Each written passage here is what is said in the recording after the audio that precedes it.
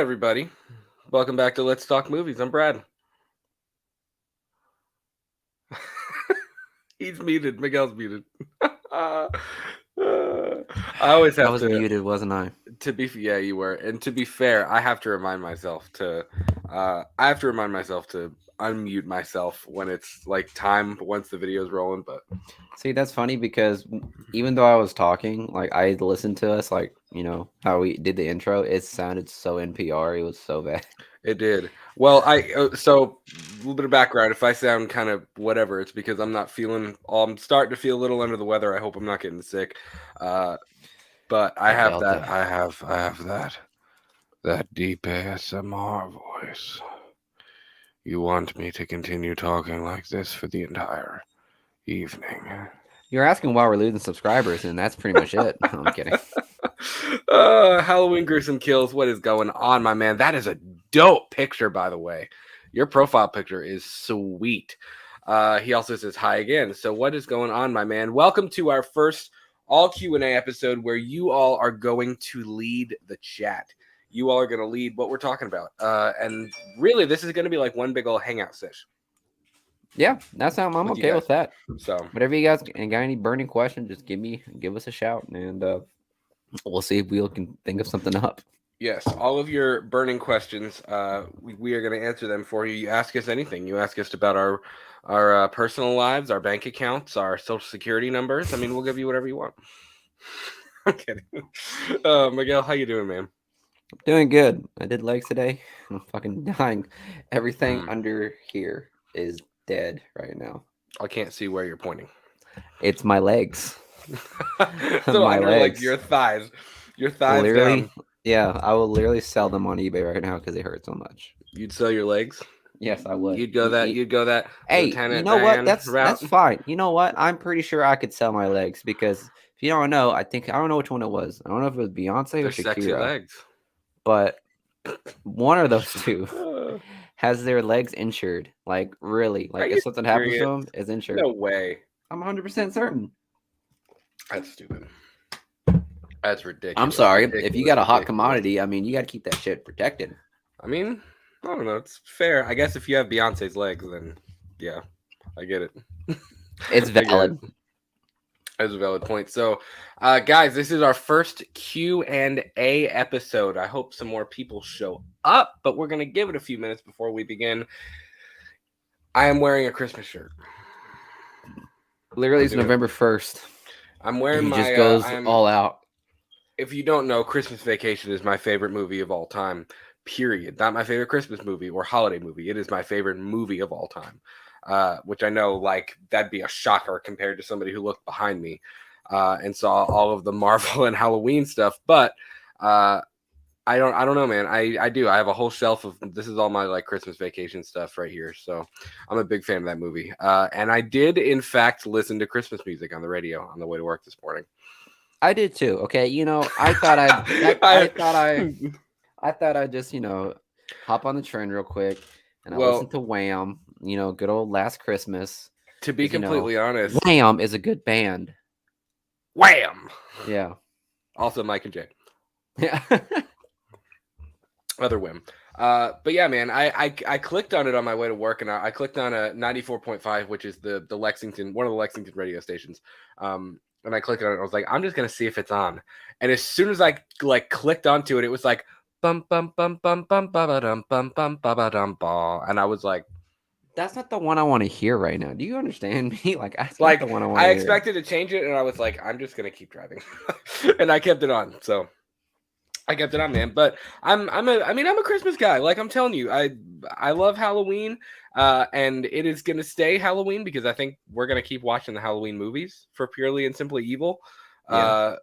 But yeah, man, boy, I'm down. I am. This is the time of year, and I tell people this constantly. Like Halloween through New Year's is like my block. Like that is like that's the part of the year where I feel like I thrive the most because it's like You and like 80% of the population, my guy. Like I know that's that's like fair. the holiday seasons is just for literally 85% of people. And it's And funny because it's kind of sad because I think to myself, I'm like, I don't get as much enjoyment out of the rest of the year as I do as I do the end of it. Monday to September is just pure depression for Brad. October to It's like not. really January, No, all happiness. it's not depression. It's just I don't know. It hits different. Like that part of the year just hits different. But it's a good time. So my man feel ya. Art is in the house. Hi, Brad and Miguel. How was the wedding? Did you drink and dance the night away? Our buddy got married. Our buddy got married. He got married, Congrats, so Moo. mission Shout out to you, accomplished. Moo and Congrats Kelsey. Like, to Moo and I hope Kelsey. you're living it up in your honeymoon. I'm a little jealous because you're doing things that I want to do so bad out down there in Costa Rica. So, yeah, I'm a little jealous. I had the budget. I had the budget summer vacation. I wasn't balling out, but yeah, I had that budget vacation to Costa Rica. But yeah, congrats to them, man. And we did. We had a really good time actually. It was a fun weekend. For those of you that don't know, we had a wedding. We had a rehearsal dinner Friday night and a wedding Saturday, so that's why we didn't have an episode last week because Miguel and I were both in that wedding, and we had a damn good time. It was a fun time. We really a huge enjoyed honor. It. I've been in 2 weddings as the groomsman and as the best man, obviously, for this esteemed gentleman here. Miguel was the best man in my wedding. It was like what? You were the best man in my wedding. Okay, good. I thought he was gonna say someone else. I was like, boy, I will literally ream you to death. No. But it was fun. I thought it was, really good time. very, very beautiful. We had a masquerade. Can you believe that? Yes, it was the day before Halloween. So I mean, it was a very the pictures came back and it's dope. I actually have a picture that I'm gonna edit of me and Miguel in our masquerade thing. It's dope. But yeah, man, it was cool. It was really, really cool. We had a good time. We did dance. The first part of your question I can't answer. No, we did not drink. But no, it was a dry wedding, but we still had fun. Okay, guys, we had a blast. We did. We had a good time. So, Art also says that's cool. Yeah, man, it was a good time. We had fun. So, but I'm glad to be back. I was gonna say that was like my I want to say my 3rd wedding I've been to, or like it's my 2nd wedding that I've like taken part of, but it's just my 3rd wedding just in general that I've been to. I would say. How many have you been to? Oh my god, wait, you've been through a lot.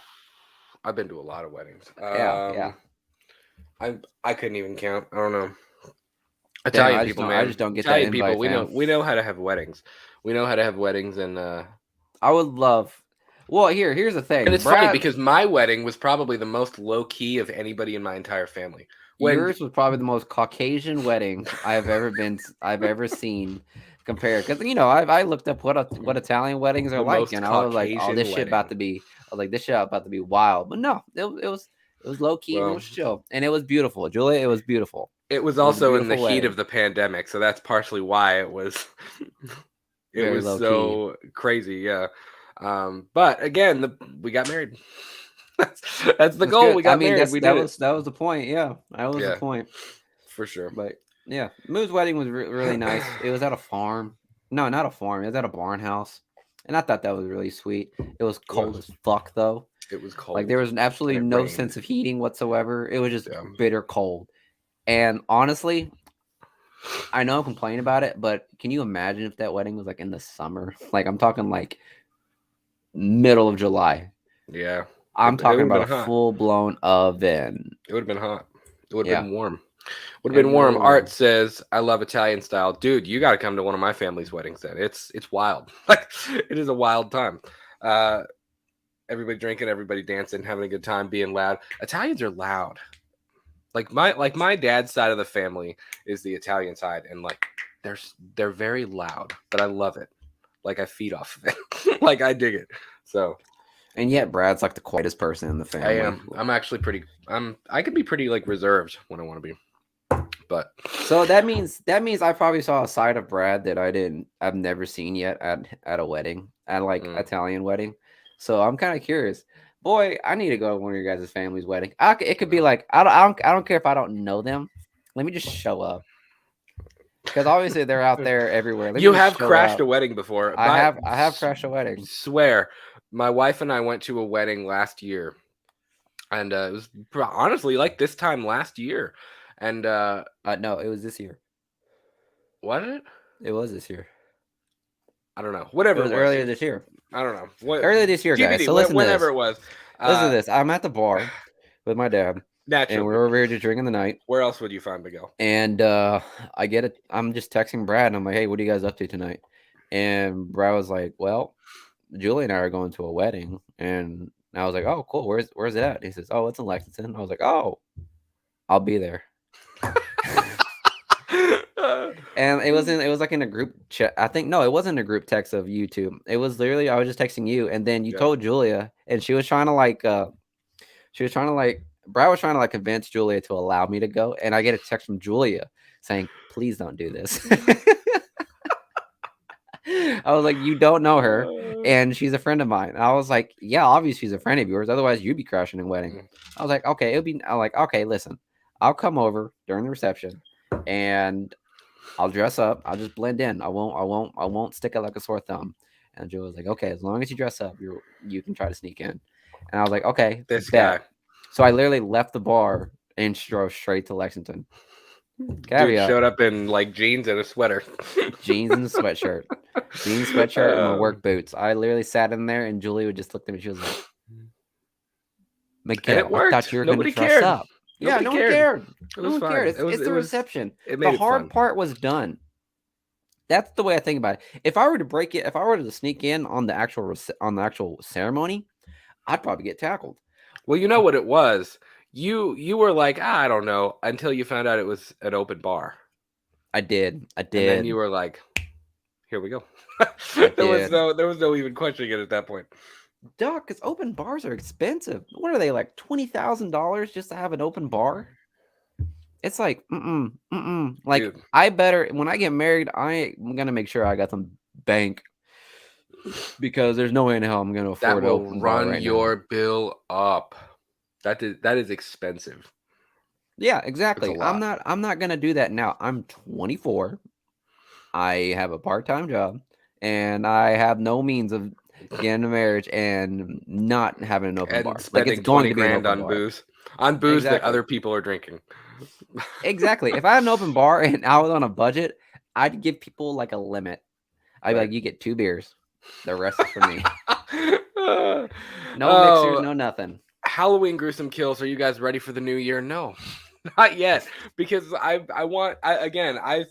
thrive, man, during it's like Halloween through New Year's. Like that's what I like when people say the holidays. I know they consider like Thanksgiving, maybe through Christmas and New Year. Because it is a holiday. Man, Halloween is like Halloween, Thanksgiving, and Christmas. That's like the gold. New Year's is fine. I was never a big New Year's guy. I mean, I'll stay up and watch the ball drop or whatever and drink champagne or whatever, but I'm not like I'm a big go out and party and freak out on New Year's. But yeah, I'm ready for this. I'm ready for the whole fall into winter holiday season, man. That's what I love. But the down part about that, and the reason I'm drinking tea with 3 tablespoons of honey in it, is because we're at the part of the year where Kentucky is 65 degrees in the day and like 25 degrees at night.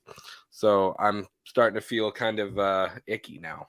Congested. He says I had that literally. in Halloween, yeah. And like I said, I stay in Halloween year round. I walk in this room and I'm like transported back into that time of the year. So really, the only thing that's probably going to change is that pumpkin you see behind him between Michael Myers. Like, that pumpkin's going to be gone. That's just him like saying like, okay, Halloween's done, but everything else is staying. Why would that move? It's plastic. Because is it plastic? My bad. Yeah, I thought it was real. You think I had a real pumpkin in here? No. You just said you were all about Halloween. The hell? I actually, dude, I'm not gonna lie. I had to get rid of our pumpkins that we actually carved on the porch. They were sagging and they looked terrible, and they were starting to mold. And I was like, goodbye. I threw them out in the woods. When did you cut them? We carved them a few weeks ago. Not like last night. Like we carved them like a while ago. So, all right. So let's get into the. I see the chat moving some. This isn't all Q&A, so let's go ahead and do it. Matthew Smith Undercover, what is going on, brother? What's your view on Tom Holland stating that he doesn't want to continue the Spider-Man series based on the feedback he received for taking I don't know what that means. COVID vaccination instead of taking back shots. Neger COVID vaccination instead of taking back shots. I don't know what that means. What I can say, and I'm glad you brought up Spider-Man Spider-Man No Way Home, because I told Miguel earlier, you would need to have a full-time job of just trying to cover everything that's going on with that movie. Because I feel like there's so, like you said earlier, you could refresh the Twitter feed and there's like 12 other leaks or 12 other things that people are saying and that may or may not be true. But yeah, I here's the thing. I don't think that Tom Holland is really serious about not continuing. I think I don't know. I don't. I think he's definitely gonna take some time off. You know what I mean? Huh?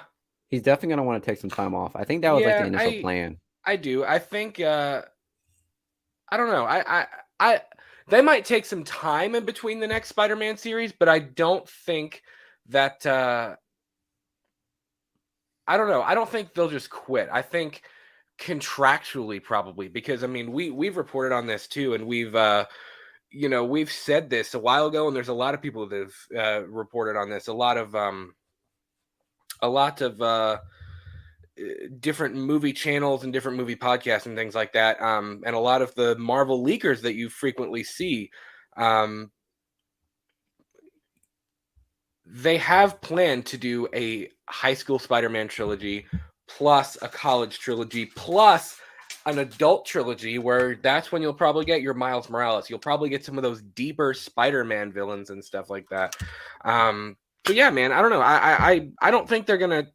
I don't think he'll quit. I don't think that he will just stop being Spider-Man. But no, he's on that cash cow for a long time. Like he is the Spider-Man for the duration of the MCU. Unless something drastic happens, I do too. He's going to be the Spider-Man. And I did see, Miguel, I don't know if you saw this, Sony has added two unnamed films to a slate, like a few, I think it's like 23 and 24, and a lot of rumors are that it's Tobey Maguire's Spider-Man 4 and Andrew Garfield's The Amazing Spider-Man 3. I still don't know how I feel about that yet. I feel like if they do Spider-Man No Way Home correctly, they could probably wrap those stories up. They could probably wrap those stories up in, I don't know if I would, because honestly, I don't think we're gonna get like my thought process right now with this movie is that I don't think we're gonna get like the original Tobey Maguire and Andrew Garfield. I think we may get variants, like it's similar, but it's different. You know what I mean? Yeah, definitely. I don't think we're gonna get like the photocopy of Andrew Garfield and Tobey Maguire, because the way they're trying to do all the sequels, like you don't think we'll get sequels? Their respective sequels, not Tom Holland's sequel. I agree with you. I think Tom Holland is set. I don't think, even after No Way Home, I don't think Tom Holland is going anywhere. No, yeah. But what I'm saying is, like, in the movie No Way Home, like, we're not gonna get like the original like Tobey Maguire and Andrew Garfield. I don't think we are. You know what I mean? In No Way Home? Yeah. Like, do you think it'll be a different version of them, not them from there? I don't know if I like that either. I feel like it needs. I don't like it either, but I think that's what we're gonna get. But at the same time, you have to think Willem Dafoe died, Alfred Molina died, so they're coming from like a different time. I don't know. Yeah, I don't know, because the other thing, and I thought about that too, is like you can't just suddenly have Norman Osborn show up and then Dr. Octavius show up and try to do like their backstory in one film, because I mean those characters deserve more of a they deserve more of a backstory, you know what I mean? They deserve more of a setup into into what's coming into the MCU, not just based on our previous knowledge of the Raimi trilogy and of the Amazing Spider-Man trilogy. And things like that. So I don't know, man. I'm very curious, especially with that leak I told you about earlier. I don't know if I want to talk about it on here, just because I know they're getting kind of nitty gritty with deleting what people say, and it's crazy.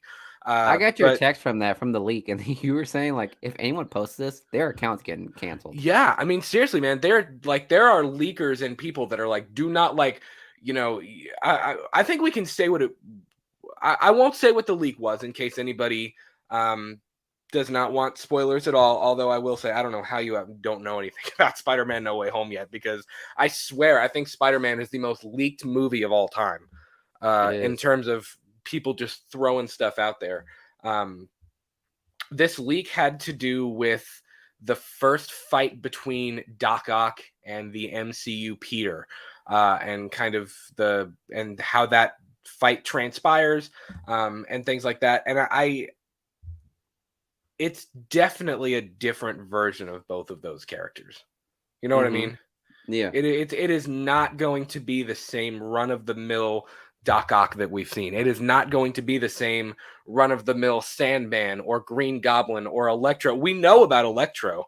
I mean, they've flat out said Electro is going to be like it's going to be like more of a comic accurate, a more comic accurate Electro. You know what I mean? Mm-hmm. So, yeah, man, I don't know. Spider-Man No Way Home is going to be a crazy one. That is arguably, I know all the horror people, man. All of our horror listeners are going to hate me for saying this. I honestly think Spider-Man No Way Home may be my highest anticipated movie of the year over Halloween Kills. Seriously. Okay, don't get all pissy. You gotta understand like the logic between like you gotta understand. I was a Marvel fan long before I was a Halloween fan, and it's just it's not all Marvel movies. You know what I mean? But just in general, you know for a fact that the MCU is going to have more anticipation. This movie is going to have more. It's probably the most anticipated movie of this year. It's no doubt about it. Like this is it. It is, and I think it is going to be a huge moneymaker for Disney and Sony. I mean, it's funny because the fight, and we've said this before, even on our second episode. Excuse me, I'm fighting my my allergies here. We said this as early as our second episode. You know, when the whole battle was going down between Disney and Sony over the character and over Venom and all of the different characters that whichever one owned, we were like, if they would just agree and if they would just be like, look, do you realize how much money we could make if we really put our heads together and did this Spider-Verse thing the right way? And it's like, now I feel like it's finally happening. But again, there was another rumor that the reason, because if you follow Marvel at all on Twitter or on social media, or on Reddit or any of these sites. I'm not really on Reddit. I get more of my stuff from, Giant Freaking Robot, Daniel Rickman, RPK, people like that. Geekosity. I'm gonna take a real quick piss real quick. I'm sorry. You're good. I'll be right back.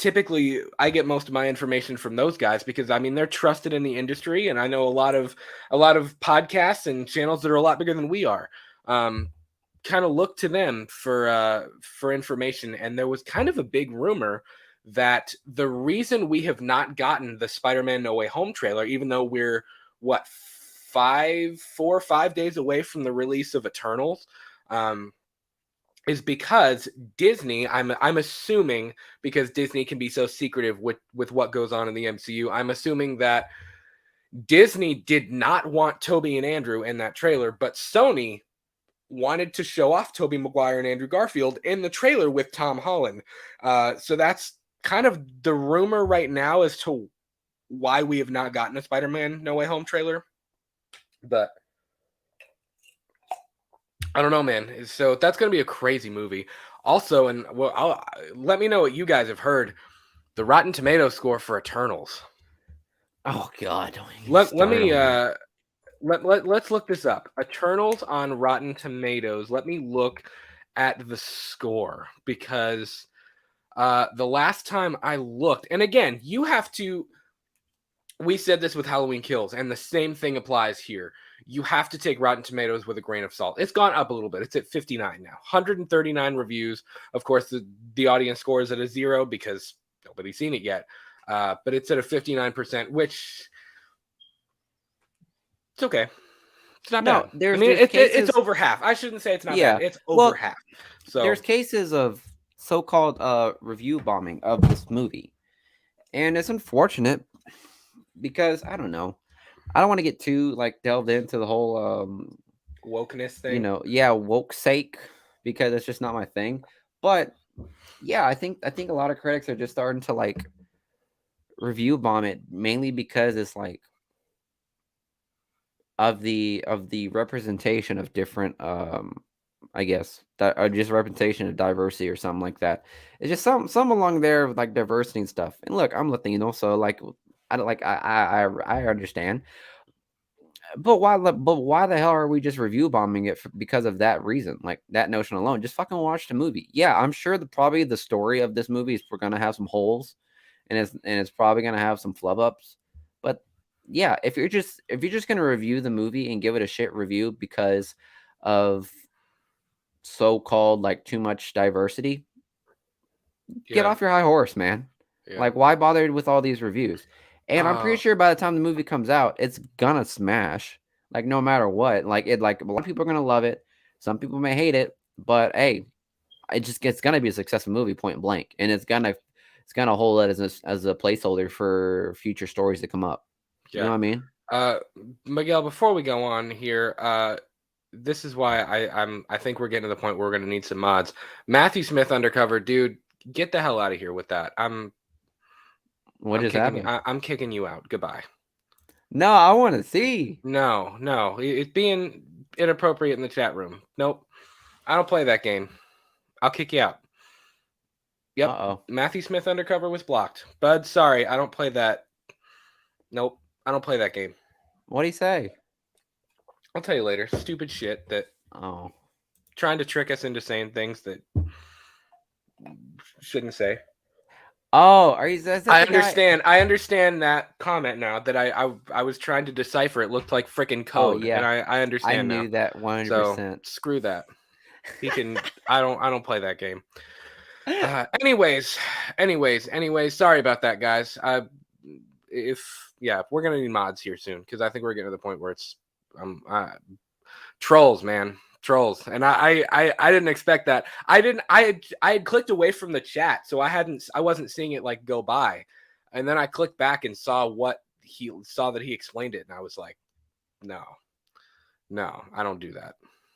Hey Not man, we here. got a troll though. You got to This is put our that in channel. perspective. I know, right? We You know what I did get a mean? troll. We did get a troll. Yeah, If you're getting trolls, you're going places, man. You're going exactly. places. So let's get back in here. Art, the crowds for New Year's Eve are terrible. I'd rather get drunk at home with my own private toilet and bed that's 40 feet away. Oh man, dude. Have And you with ever been? COVID, Have you ever been to New Year's Eve in New York City? I Art, don't want to go. I wonder. I love New York. I am a New York fanatic, but I would not go to New Year's Eve, especially right now with COVID. Get out of here. No way. I would still want to. I feel like it'd probably be fun. Nah. No, Nah. I got to find a No new thanks. group. Sorry, Brad, you're out of the cut. I mean, I don't. It'd be fun, but good lord, I mean, having to get out of that at night at 2 o'clock in the morning, having to get out of that.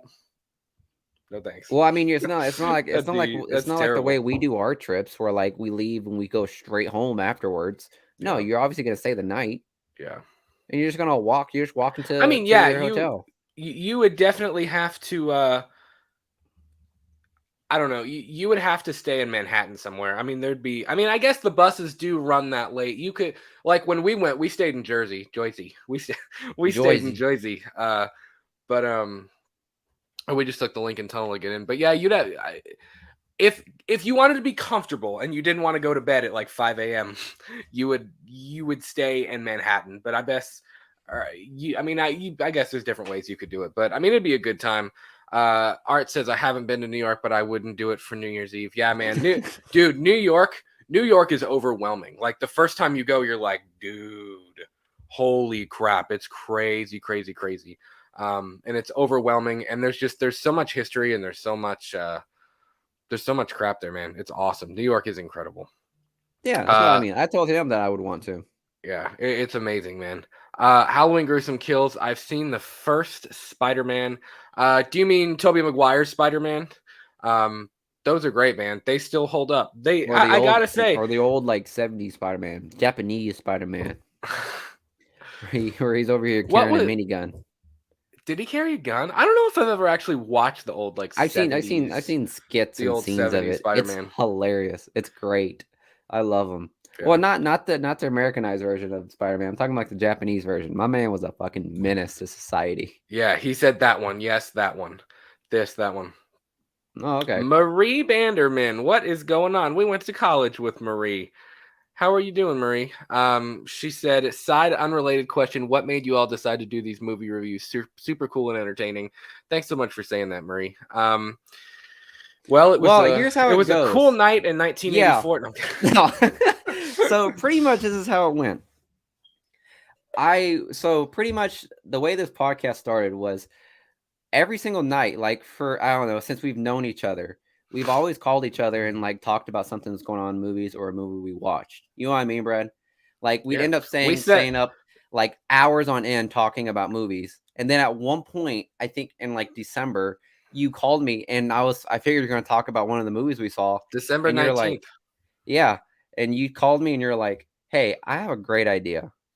I was like, what? He says, so the MCU like investment day is coming up. What if we did a podcast and talked about it? And I was like, I literally laughed Brad off. I was like, no. I was like, no. Guilty. Why would I want to be a podcast? So I was like, all right, sure. I was like, okay, let me think about it and all that. So all of a sudden we just decided to do a podcast. And if you guys check out, listen, I'm telling everybody, if you guys want some laughs, check out our first video. Oh my God. Of Investment Day. Don't check it. It is the most cringeworthy thing we have ever seen. Or you will ever terrible.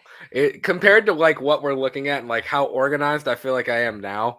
That was awful. But yeah, man, really the straw that broke the camel's back was Disney Investor Day. And because it was that night that I texted you because you know, there had been a lot of people that I watched it, and it's kind of it was new to me. Like I never like you always hear kids saying like, oh, I want to be a YouTuber. And I was like, I like the term YouTuber still makes me kind of like want to throw up in my mouth a little bit. Like, I don't know. Because when he thinks of YouTubers, he thinks of people like PewDiePie, Markiplier, all those other people. And like David Dobrik. I don't know. Like it never like vibe with me. But then I see people that I still watch like now and that they have these live podcasts and they do YouTube shows and they kind of build this community, and I was like, that's so cool. Like I love the community building thing. I love that there's Facebook groups like dedicated to like fandom and talking about Marvel and Halloween and horror and all this different stuff. And I mean, as you can see behind us, we're huge fans of all of that stuff. So I mean, and I remember when we went and saw Godzilla King of the Monsters. And we sat in one of our cars in the parking lot. That movie. I'm kidding. I'm not kidding you. The movie ended at like 11, and we sat there until like 1 or 1:30 talking in the parking lot. I mean, it just and I was like, why don't we do this? And when the Disney Investor Day stuff was happening, I was texting him like, look at this, look what they just announced. Holy shit, like this is crazy. And it just kind of hit me that night, and I was like. Hold on, fun fact, guys. Like we could do this like for fun. When he was texting me constantly, constantly about Investor Day. When I was what? Texting me. When you were texting me constantly about Investor Days, I have a confession. I put your ass on mute. Are you kidding me right now? Did you really? I would put you on mute for like and then I'd check the phone every like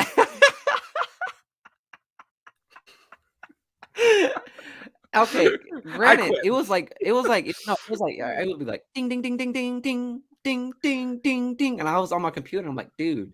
So every other 5 minutes, I check the phone, and then I'll just read your new news, and then I was like, okay. When you told me about the podcast, I was like, okay, this is gonna happen a lot more. So let me just take this off. But it's controlled now. It's controlled. It's very controlled. I know. Very controlled. I appreciate that. But boy, when Investor Day came out, and obviously, you know, since the year has taken place, a lot of things that's happened in Investor Days already came to fruition. Mm-hmm. But yeah, when we were just like thinking of theories of all the things they were about to talk about, oh my God, it was left and right. I couldn't keep up. I'm usually a good texter, but I couldn't keep up with my boy right here. I actually still have that first episode we did, I took a blank sheet of copy paper.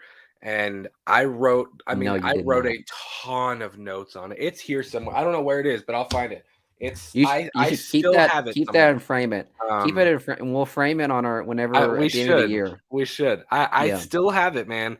And it was just a ton of different notes that I used for that first episode. And yeah, so that was the birth of Let's Talk Movies. December 20th. I know December 20th is the day that I made the YouTube account because that's saved. Like that says that on our channel. If you go to about, it says join December 20th, 2020.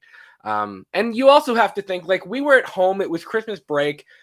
We had been out of school. I mean, I hadn't been teaching. I mean, virtually, obviously, we were still teaching virtually, but I hadn't been teaching in a school in 6 months. You know what I mean? Yeah. So, I mean, we really November because we had a couple of normal months and then November happened and we were out of school again. And now here we are. I'm almost a year later. I mean, dude, we are coming up. Bro, We're that like shit a really month and a half it away literally from a year. boggles my mind the fact that we've done this for that long. I literally thought to myself, and I remember talking to a couple of friends here in Richmond, and I was like, yeah, it's gonna be fun. I mean, we'll probably do it for like a couple of months and just just push it aside. Here we are now. I don't know. I'm kind of obsessed with it. Like it's literally become and Oh, 100% same. I it's become absolutely like a enjoy second doing job. this. But I A love it. second We both job. love it. I don't know. It's just crazy. It's something that I would have never seen myself doing. Like when I was trying to get my music degree and when I was in college and like really like, you know, trying to Figure out become your a teacher career and trying to figure out your during this career whole and like and pandemic. build a life. I mean, it's just like it's something that I would have never envisioned. If you would have told me that we were going to be doing this 5 years ago, I would have probably laughed at you. Because again, And I did. the term YouTube, like I don't consider us YouTubers. Like Dave McRae says YouTube personalities. Like that's almost more of like that sounds better to me. I don't know. YouTuber, I think of like a kid on Twitch who's like streaming Fortnite for his 11th hour in a row. Like I would say we're just podcasters. That's the best way I could put it. We're just investigative journalists. Journalist. So yeah, but yeah, that's pretty much the origin that's the of our birth of it, podcast. man. Yeah. And it's fun. It's also kind of cool to see how it's evolved. Like now we're doing these live shows. Because at first there was if we would have started with live shows, we wouldn't have been ready. There is no way in hell we could have been ready. Well, actually, we did do a live show like on our 10th episode. But it wasn't. It was on Instagram though. It wasn't. We basically for our 10th episode, which again I look back at those first 10 and I'm like, what were we doing? I'm like, what? Like, why did we ever do this? My location, wherever, since this has kind of been solidified so far, our location has just been terrible. I remember our first one. I'm literally, it's like on my phone. I'm like, there's my phone, and then you can see behind me my office. It was so embarrassing, and I had my hood up and everything. Oh my god, it was cringeworthy. But I mean, we do most of these live shows, and we still do some we do some pre-produced stuff. Like we've done a couple of unboxing. We have our vlog stuff that we do.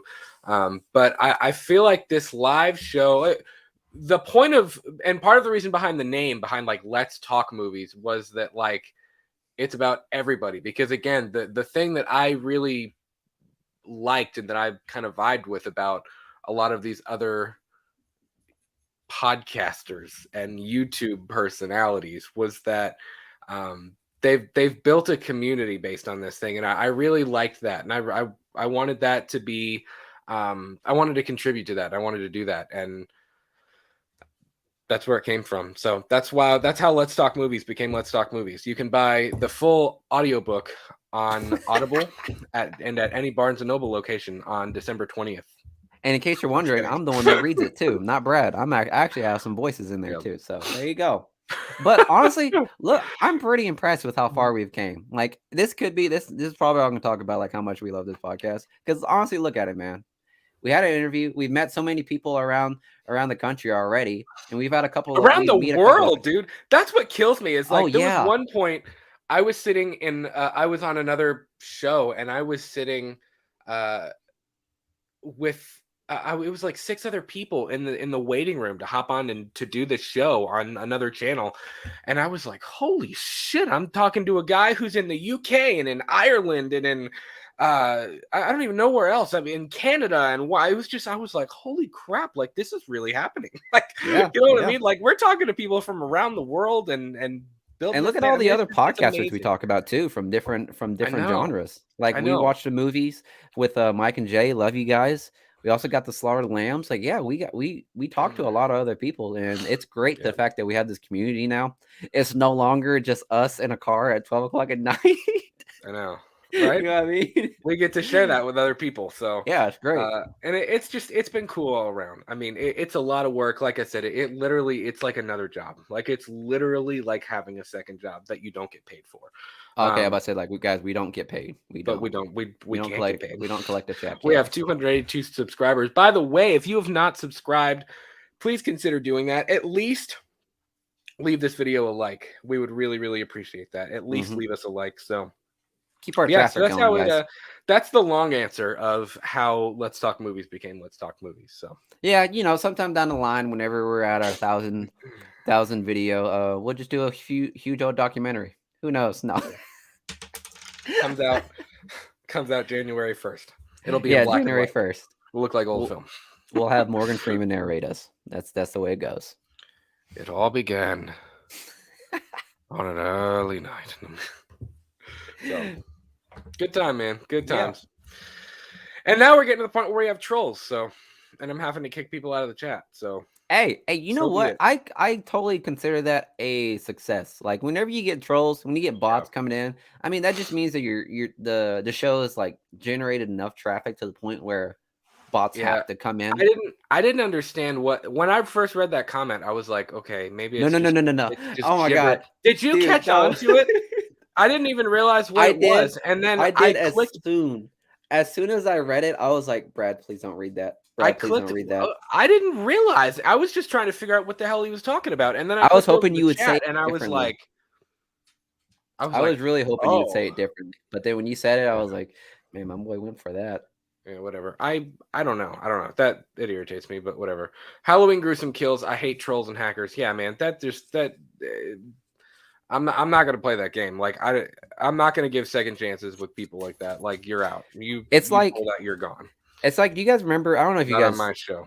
if you guys are on Instagram, like I don't know if you noticed how like every other there's like a certain point in time where like I don't know, Instagram got hacked or something, and like every single post that I saw in the comments, it was like, oh, he tweaking, or oh, hey, he's tweaking. Like everything was about tweaking, all the comments, and I was like, yo, this is fucking hilarious. Yeah, it was just a thing that was going on Instagram, and I told Brad, I was like, damn, we're not even that big enough to get that bot in there.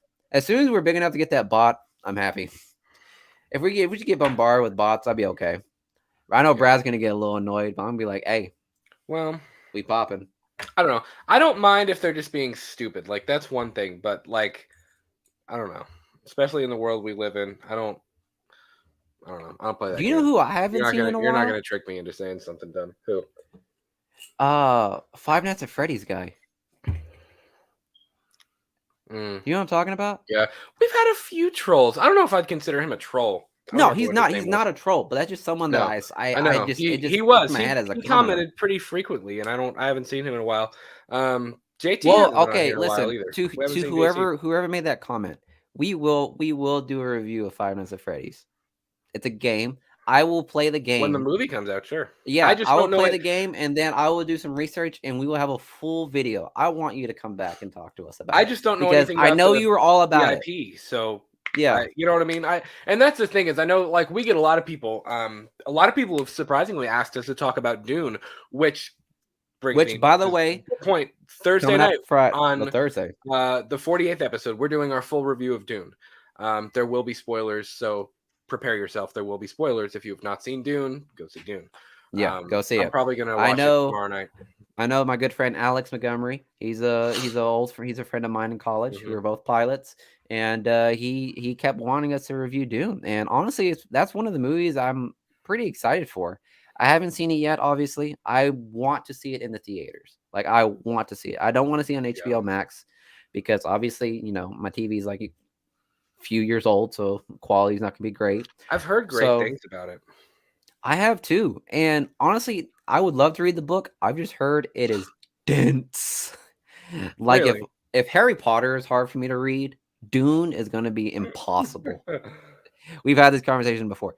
I have never read any of the Harry Potters. I've tried to read Deathly Hallows literally too many times to count, and I just never got through it. But obviously I love the movies. So I Yeah. mean, I'm gonna check out the movie first and then I'll read the book. I'm sure it'll be more in depth. There's obviously some things I've heard about the movie Dune, like, it's apparently a prequel. Spoiler alert, I guess. But I'm more than happy to watch it again. Or just to watch it and then do a good review. I keep seeing memes about it being about giant worms. That's all I see. And that's another one. It'll be interesting to kind of, I always say this about you, about some of the horror stuff we talk about, because Miguel's not really as much of a horror guy as I am. And you're more of a Godzilla guy than I am, and I'm more of a Kong guy than you are. And I mean, it's just like we're like a match made in podcast heaven. We are. It'll be cool. Like, it's cool for me to kind of see your reaction to some of that stuff. Like, I'm curious to see my initial reaction to Dune, because that's a franchise. I know this is a remake, and this is kind of not a franchise that I'm very familiar with. So I'm excited to see our reaction to Dune. Nobody, I mean, honestly, nobody. Was anybody familiar with it? My cousin was hacked twice over the weekend. That sucks, dude. I'm sorry to hear that. It's a shame. Dude, you're Michael Myers. Go get him. Like, look Wait, what are you doing? Look at that picture down here, man. On social media, Michael? Oh, is that what you do? Like during in between movies? Do you just go on social media? He's standing at that window after he killed Karen, and he's like, spoiler alert. No, he takes Karen's phone. That's how he got on social media. He took Karen's phone, and now he uses the phone. I'm surprised none of his usernames are Karen. That'd be hilarious. I want him. It's a Karen Strode username, but it's really Michael on the other end. Yeah, the profile picture is Michael Myers. Oh god, that's hilarious. That's awesome. Oh god, I crack myself up sometimes. We haven't seen Michael Myers in the chat in a little while either. That's true. Well, I mean, it's over. So I mean, that's fair. It's over. Michael Myers. It's not really over. It's really not over. Well, I mean, for this year, you know what I mean? For this Halloween, he won. Like I said, it's on to the hype train for the next one. Evil dies tonight. Michael Myers is like, psych. Nope. Guilty. He said a nope. Yuck. Yo, guys, throw us your questions. Please throw us your questions in the chat. What do you want to know from us? But honestly, with this whole Dune thing, like honestly, like Dune. I hate myself. He's saying it like Goofy. Dune, guilty. Dune. Oh, by the way, Brad's wife Julia, she finally found out what that whole I don't know if you guys ever saw the video Goofy Goes to Trial. If you guys haven't, watch it. It's fucking hilarious. And Julia never heard about it until last Saturday, right? Not this last Saturday, but the previous Saturday. Yes. Yeah. And by golly, she was stunned. But she loved it. It was great. It's one of my favorite. Favorite color. Miguel, what's your favorite color? If you're looking at it right now, man. Black. Buddy the Elf, what's your favorite color? Did you say black?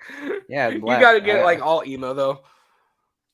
Boy, black. That's hilarious. Because even though like when we went to emo night, I did not look like, one of those alternative boys. Everyone else is dressing all black, whites, trying to get all dark and shit. I literally wore a light green Carhartt hoodie and blue jeans and my work boots. I looked so out of place, but I was still like, just getting it. Everyone was probably like, what the hell is this guy doing here? It's like, no, I am the kid who in middle school listened to that shit, had his phase, and then it phased out. I went to become an adult, have a 401k. I do my W-2s every year. I got audited twice already. I'm a full-grown adult, okay? I'm not into that. I don't do that stuff anymore. But when the song comes on, hey, guess what? I'm 12 years old again. Yep. That's the way it goes. What about you? What's your favorite color? My favorite color is like a really deep, rich blue, like an ocean blue. Well, like navy blue? Not like navy blue, like I don't know, kind of like if you look above me on the background, like that kind of real rich, creamy blue. What color are you fucking? Oh, like in the The blue background? one, Miguel, the blue. Like in the background. Okay, Yeah, I know what not you're talking not about. me I here thought you on were camera, talking. like I thought you were the talking video like background. No, behind you in the curtain. I was like, my man, that no, is black. no, no, not that. So, by the way, I don't know why I just saw. I looked over here and I saw my Black Widow stuff. Did you see that we're getting a new Morbius trailer tomorrow? I did. New And Morbius it trailer, looks. man. I think it's gonna be. I think there's a good chance they're gonna like mention a lot of other Sony characters. You know what I mean? Well, Like Venom. Obviously, Michael Keaton's Vulture is gonna be in it, and yeah, they're gonna talk about a lot more Spider-Man villains. It's gonna I'm be glad you wild. asked because, or I'm glad you said that. I saw a I didn't screenshot ask. of the guy. I know you didn't ask, but whatever. The guy opening the Daily Bugle, Mm-hmm. and they zoomed in the top of the Daily Bugle. You know where it's got like the small header. It's got the red Daily Bugle with the bugle on it with the trumpet on it, and on the top it says something about Black Cat and the Rhino. And then you go down, and it talks about the head story is Morbius, the vampire killings, whatever else.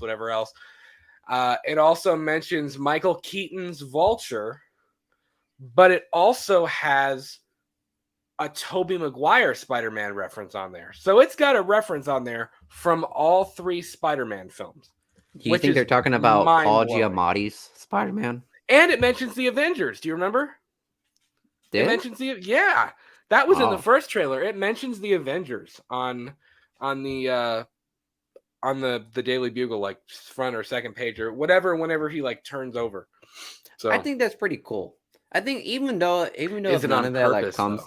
yeah, even if it's just like a little Easter egg, I think it's pretty dope because you know how like in the Daily Bugle and like the Sam Raimi trilogies, like they didn't really talk about like anybody else other than Spider-Man. I know his thing was all about Spider-Man, but I mean, it didn't really develop the universe, so to speak. Like we didn't know nothing about any other Yeah. superheroes. It was just all about Spider-Man, which I get it. Story's supposed to be about Spider-Man, Right. but it'd been cool to get some of that, and I like that Mobius is giving us some of that. Even I though, agree. now when we see it, it's like it's connected. You know what I mean? I know. What is it? It's like everybody starts doing like the crazy math stuff. It's that like meme of the it's like, guy you who's see all writing on this the right here? chalkboard and he's Yeah, got stuff taped up and hanging, and he's like, that's that it's guy. Always Sunny in Philadelphia. It's a good show. You should watch it. So yeah, I'm curious to see what we're gonna get in that new Morbius trailer. Art says garlic bread or onion bagel. I don't know what the fuck onion bagel is. I know you don't know. You never had an onion bagel? I've never had onion bagel. What is an onion bagel? Hold on, I'm gonna look it up, guys. Where are you? Who are you? I probably had it. It's a bagel with like onions, dried onion on it. Yeah, but it's not like it's like dried onion. It's like little like flakes of like dried onion. Is it like an everything bagel? No. Okay, I don't know what it is, guys. I'm sorry. I'm not cultured enough. If it's just an onion bagel, I think I'm gonna go garlic bread. It also depends on the situation here. Like, what's the situation? I mean, don't be one of those people. I'm Italian, so I'm Italian, so like I kind of have to lean towards the garlic bread thing. Garlic bread. It's all about that garlic bread. But also, like, I don't know, man. Bagels are good. That's a tough one. It depends. Although I'm an everything bagel guy. If I have to pick between garlic bread or an onion bagel, the garlic bread. I'd do a bagel in the morning and then garlic bread at dinner. There's no sense of like you don't have why to pick not both. Yeah, why not both? I'm down with both, guys. Yeah. Art also says if you guys haven't seen the Barge People, you should do a first time watch along. The Barge People. What is the Barge People? Let's see. The Barge People. I just butchered that. The Barge People. What is that? 2018. Holy fucking shit, that looks sketch. Whoo! Set on the canals. You got to do this right. Set on the canals amid the glorious British countryside. 2 sisters and their boyfriends head off for a relaxing weekend away on a barge, unaware of the flesh-eating fish mutants lurking in the water, ready and waiting to feed. Flesh-eating fish mutants. Holy crap. Put that crap on a cracker. Wow. Is this low key like a Humanoids of the Deep type deal? I'm looking I at the think so. pictures and I get Humanoids of the Deep vibes. I Interesting. don't know. Art. That Art. shit We looked might have to. weird. Well, I'm going to write that down. That's an interesting one. The Barge People. I'm always down for a good indie horror flick that I've never seen before. The Barge People. See, indie horror flicks are always willing to take that leap. I know. They're always willing to do things that like your Halloween Kills and your Nightmare on Elm Streets won't do. You know what I mean? Exactly. Even though, I mean, yeah, I get it, MTV Freddy, but yeah. Yeah, crazy. Obviously, cream cheese is a must. My favorite kind of bagels are onion, everything, and jalapeno cheddar. Ooh, jalapeno cheddar's lit too. I'm an everything bagel guy, man. I'm an everything bagel. I'll tell you what, and Miguel, you're gonna think this is hilarious. My wife, we all went to the same college. That's where my wife and I met. And everything bagels. They had a what's it called? They had really good everything bagels. Einstein's. If you've ever eaten at an Einstein's, they had an Einstein's at our college, and I mean we spent way too much money at that place getting breakfast. The But fuck is a Miguel, Einstein? Einstein's? Oh, I heard you say Nine Steins. I was like, is that No. one type of bagel they have over It's there? not like the off-brand one, no. Yeah. But we went to Einstein's all the time, and they had this thing called a Santa Fe wrap, and it was a tortilla with egg and like potato, and it had salsa and like this jalapeno sauce and whatever in it. It was so friggin' good. And Julia talks about this all the time. She's like, I want don't to have it stop by anymore. there. I You know, believe that? I know. They don't have it It's on anymore. a actually no, she looked it up. It's on a bagel now. They put it on that's what made me think of it. They put it on an everything bagel now. They literally pulled the Taco Bell. Like, dude, this thing is fucking getting us so much revenue. Gotta pull it from the menu. You gotta get rid of it. Gotta get rid of it. Man. They put it on it. They still have like the item menu, but they put it on an everything bagel instead of a wrap. So I guess it's the Santa Fe breakfast sandwich. I guess that's what it is. It wasn't but good. It was good, man. It was good. It wasn't. I mean, no, the wrap was delicious, but the bagel, no, I'm out. One thing I want to add on that list. I know you just added something on the list of the watch along. A movie that I was told to go check out was Event Horizon. I know, dude. I have seen bits and pieces. I have a confession to make. I have never seen Event Horizon all the way through. Neither have I. So you know what? That's one, perfect. Yeah. So there's a few. That's down the pipeline. We're gonna do that. If you guys want to watch us in our first take on Event Horizon as well, it's done deal. We're gonna watch it. And again, those are gonna be good. We'll have to do that on our something that's kind of a nice little throw in. Purely and Simply Evil, which is our horror show. We are going to start doing more episodes of that. I know we're kind of on this Halloween kick, and we're going to do, I think we might try to get through most of the Halloween franchise at the beginning here, but we are going to start taking a look. The whole point of that show is to revisit older horror movies or past horror movies, not just new things. We'll still review new films on this show, on the main show. But we're definitely going to take a look at a lot of those things. The Howling is on my list too. An American Werewolf in London, which again, I've never seen. That's what we've been trying to watch for a while. And I bought it. I bought the Arrow Video copy. And I think what we might do, we might actually do a live watch along of that one and have Frank and Darren on from the Slaughtered Lamb, because that is literally the Slaughtered Lamb is the bar in an American Werewolf in London, because Darren's in the UK and Frank is in the States. So that's literally, that movie was the birth of their show. So I think we might try to have them on at some point and do that. The Howling is another one that I really want to see. There's a few, I'll have to look at my, There's a few that I have that I've never seen, or that I've only seen little bits and pieces of that I want to check out. So Art also says, I have an Einstein's down the street from my house. I need to go there eventually. I usually buy store-bought bagels, but it's been a while. Store-bought bagels are fine. There's nothing wrong with that.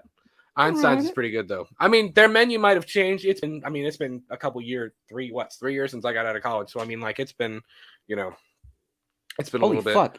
The Slaughtered Lamb is actually a bar. Yeah. Yeah. It's pretty dope. Halloween Gruesome Kill says, I don't know if you guys heard of a movie called Night of the Living. Have we heard of? Hold on. You're about to get some really hard news.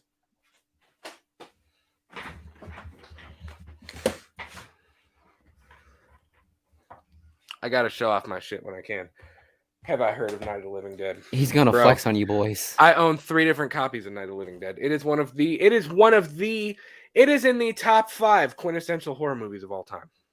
It is literally, and if you guys know me, I also have it in color because I know the original is in black and white. I have it in color as well. And I have the remake as well. Tom Savini's remake with Tony Todd starring, which is pretty cool. Yeah, man. Yeah, Love we're big zombie fans. If you guys didn't know, little flex right here. Just saying. Where we at with the zombie episode? Just saying. Oh, yeah. That zombie. We did it. If you want to know about how we feel about zombies, we did like a 2-hour episode on zombies. Dude, it is at almost 10,000 views. That zombie episode has done incredible. It is, I mean, still to this day, if you look at our YouTube statistics, like if I looked at it right now, like today, November 1st, and that episode came out 6 months ago, I guarantee you, even over the Halloween Kill stuff, for the last 48 hours, it would still be number 1 on our watch list. Yep. And it's fun. I never would have thought that. And you know what's great about that one? Never would have thought that. We had no idea what to do on that episode. On that week, it's so broad. We had no idea. And Brad was like, broad. Yeah, Brad was literally concerned. He was like, dude, what are we going to do for this episode? And I was like, you know what, Brad? Yeah. I know you wanted to talk about zombies. Let's just talk about zombies tomorrow. And Brad was like, within like less than 24 hours. I prepared a lot though. Like I listened to a few different things. I read, and I mean, I'm a huge zombie guy. Like I have an entire shelf back here of nothing but zombie flicks. And again, another little flex here. So Miguel and I went to Scarefest. If you haven't checked out our most recent vlog, we went to Scarefest in Lexington, Kentucky. And I got this guy too, which I don't know if you can see it. This is it's a pretty dope Dawn of the Dead poster, like an OG. When there's no more room in hell, the dead will walk the earth. Let me get it closer here. You can. And it's got like the zombie on there. It's got the gas mask. Hold up. What was the top thing say? Yeah, that's the saying from the original Dawn. When there's no more room in hell, the dead will walk the earth. God. George Romero was ahead of his time, man. That is deep. I love those old Romero films, man. And we are definitely going to do a watch along of this because, and I know there's movie that there's a movie that think these people. I'm an idiot. There's people that think that this movie is stupid. And dude, this movie is the dawn of zombie movies. Like that, without this movie, we wouldn't have zombies. I mean, look at this cover art. Like, well, if I take it out of the slipcover, look at that cover art, man. Now you sit there and tell me that if you had to stand face to face with all that, you wouldn't be shitting your pants. I mean, good Lord, that is amazing. You got the 2 discs in there. Incredible. Amazing. It's also got a poster of the little girl, too, that killed her mom. Yeah. So, yeah, man. Big rep. Huge Night of the Living Dead fan. Great. Huge zombie question. Fans for both of us. Fantastic question. Let's see. Brad, you need a binder. Actually, that's not a bad idea. Art, I'm not gonna lie, that's not a terrible idea. I didn't even. Are you talking about for the podcast? Just keep notes. I mean, that's pretty good. Bear Knight, what's going on, my man? He says, "Don't think Toby and Andrew are in the movie." That's a hot take. That's a hot take. I must say, it really is. I don't know. Look here. I mean, obviously they've done a lot of things to hint towards it.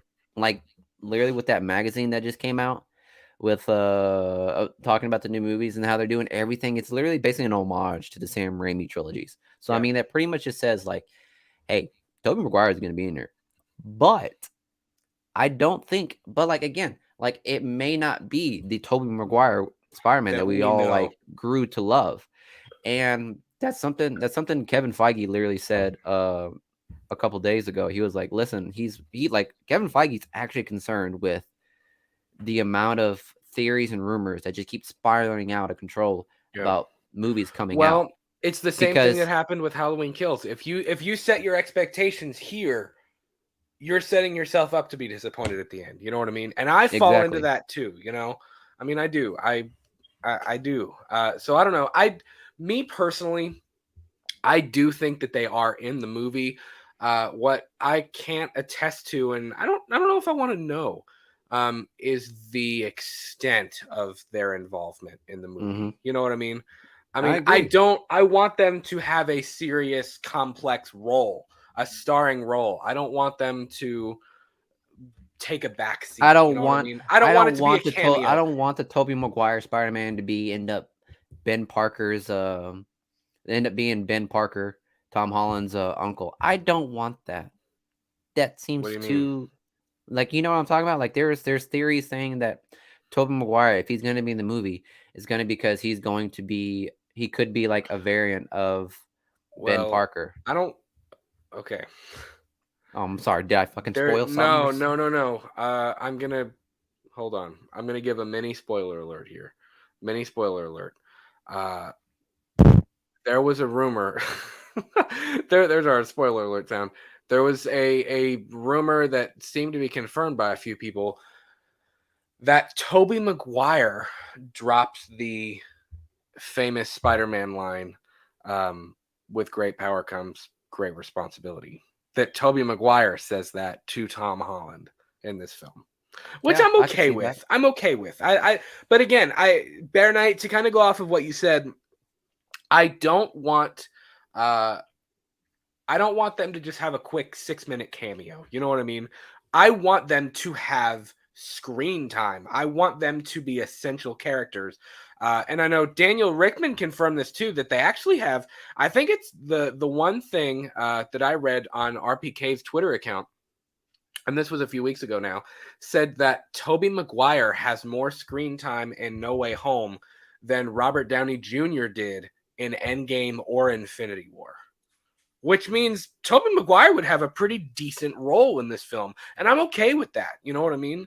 I think for this film that works. Yeah. And I know, like, Miguel, we kind of talked about this a little bit when you were gone. There's a big debate right now and a big rumor about the reason why we haven't gotten a trailer is because Disney is like, no, you got to keep this a secret. Sony wants to throw Toby and Andrew in the trailer. Yeah. They want to throw them in the trailer. And Kevin Feige's probably like, no. What you say? Like what you want to do? I mean, I get that. I mean, I understand why the trailer still hasn't came out yet, because you literally have two companies trying to advertise this movie, and each one of them has a different vision as how this movie should be marketed and how it should come out. Agreed. And so it's obviously going to be button heads. Yeah. No Way Home trailer November 12th. Yeah, I've heard that. They're good Lord. And that's, we talked about this earlier. I know the chat is kicking right now. Thank you guys so much for throwing your questions in. I really appreciate it. And we're going to stay on the Spider-Man topic for just a second. We talked about this earlier. You would need like a second job of just tracking down all the Spider-Man information to actually stay on top of everything that's happening with No Way Home. There are so many leaks and so many things going on with that movie, and so much, I mean, whether it's true or not is kind of irrelevant to the fact that there is just so much information coming out. Just so much stuff. So, I mean, I have heard that date. And I know there was a date a few days ago. They thought it was going to come out today. They thought it was going to come out on Friday. They thought it was going to come out last Wednesday. I mean, it's like every single day they're like, today's the day. The trailer is coming at noon. And then it's like 12:45 and everybody's like, you suck. No, it's not. Yeah. It's like, no, it's not. So I don't know, man. It's just crazy. I hope it does drop on November 12th. My guess would be that they want it to play in front of Eternals, which makes sense. Considering Eternals is the last. I mean, you realize we're at the last stop before No Way Home. We are. Yep. Eternals is it. Like that. I mean, yes, we have Hawkeye, but I don't think Hawkeye is really going to play into the events of No Way Home. I mean, I could be wrong, but I mean, obviously, my God, it has to, because it's in fucking New York, for fuck's sakes. I mean, I don't know. But the it's thing with Black Widow Winter Soldier. that whole story and what happened in Falcon and the Winter Soldier, I mean, that's kind of its own whole bag of worms too. But I don't know, man. Bear also says, call me crazy, but I think it's going to be Holland Spider-Man, Super Suit MJ, Super Suit Ned, maybe a Miles Morales versus Goblin, Doc Ock, Electro, Lizard, and Sandman. Venom post credits. Could be. Man, there were a lot of rumors. Again, real quick spoiler alert. Maybe. Again, this could be true, could not be true. We don't know. But there were a lot of rumors that Ned becomes the Hobgoblin in this film. I'm about to say, I keep hearing a lot of hate for Ned.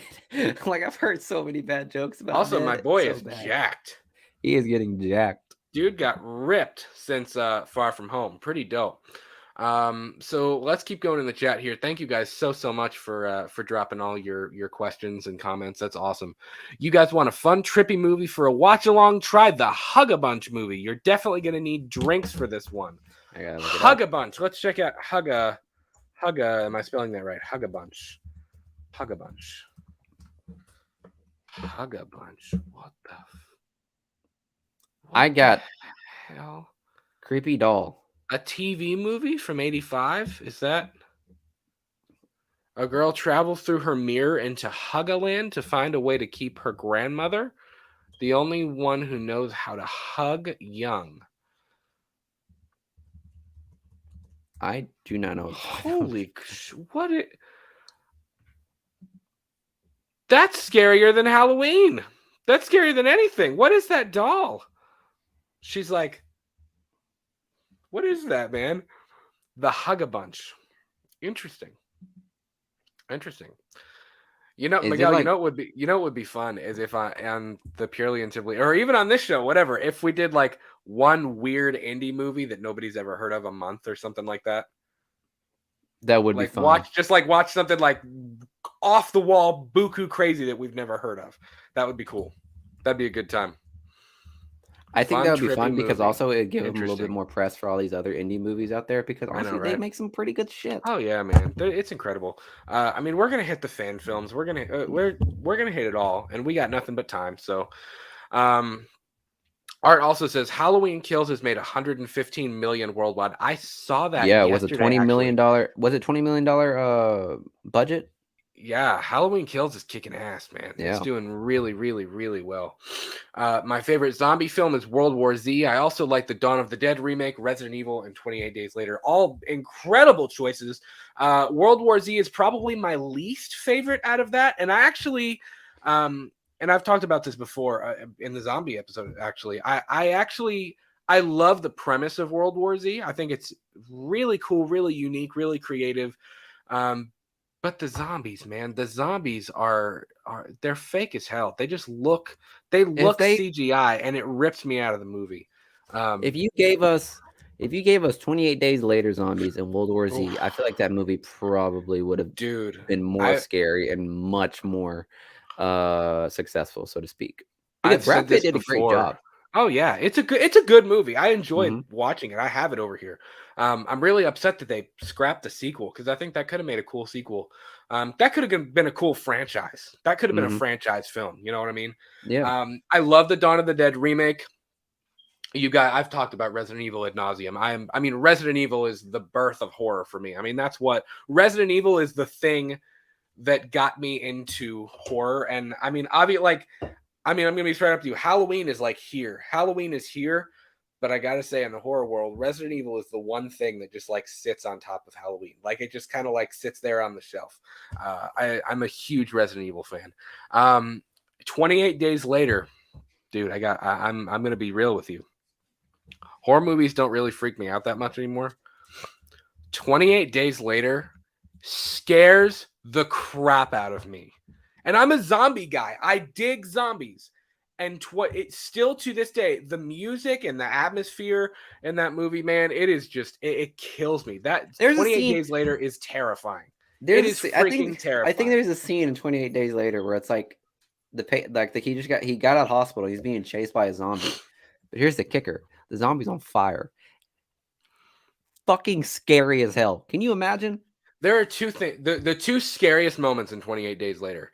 The first zombie we see, the first real zombie, of course, when he's walking through the church, and Cillian Murphy did incredible in that role too. He played a really good part. When he walks in the Catholic Church and it's where people were laying and the zombies are just kind of motionless, and he walks in and they just go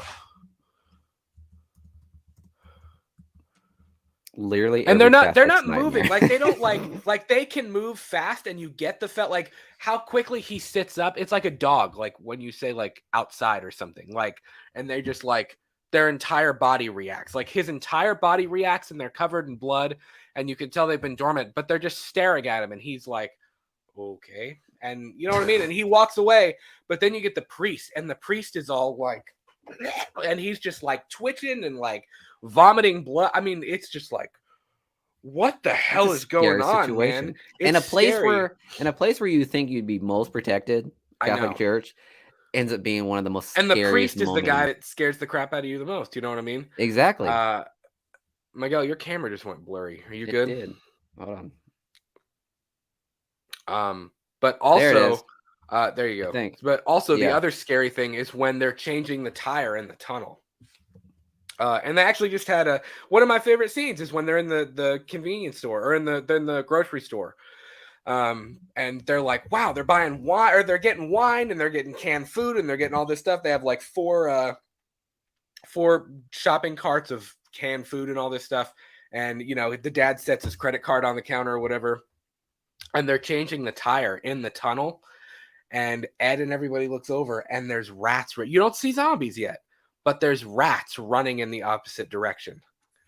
And then you see the shadow of the zombies coming around the corner. I mean, the first time I saw that, I was like, I mean, it's scary, man. It is a scary, scary movie. It still to this day freaks me out. MZ, what's going on? Do you think movies suck in general after 2010? Not at all. No. Not at all. No, yeah. I don't think so at all. There's a lot of movies that I love after 2010. I mean, I think film changes. I think from decade to decade. I mean, if you look at film in the 20s versus film in the 2020s, I mean, of course they're going to be complete. I mean, like opposite ends of the spectrum. And in 3020, that's so strange to say. That makes it, I feel like that the SpongeBob episode where everything is in chrome, like that's what I envisioned for 3020. But I mean, in another 100 years, it'll be different. I mean, 50 years ago, film was different. I mean, even in the 70s and 80s, film was different, you know? If you guys are wondering, we did a full segment on the 70s, we 80s, 60s, 70s, and 80s. We're really repping some of our older stuff, Miguel, which I dig. Yeah. Yeah, I mean, we did a whole decade series where we looked at the 70s, 80s, and 90s. But and he did clarify. He said they said in general, not exceptions.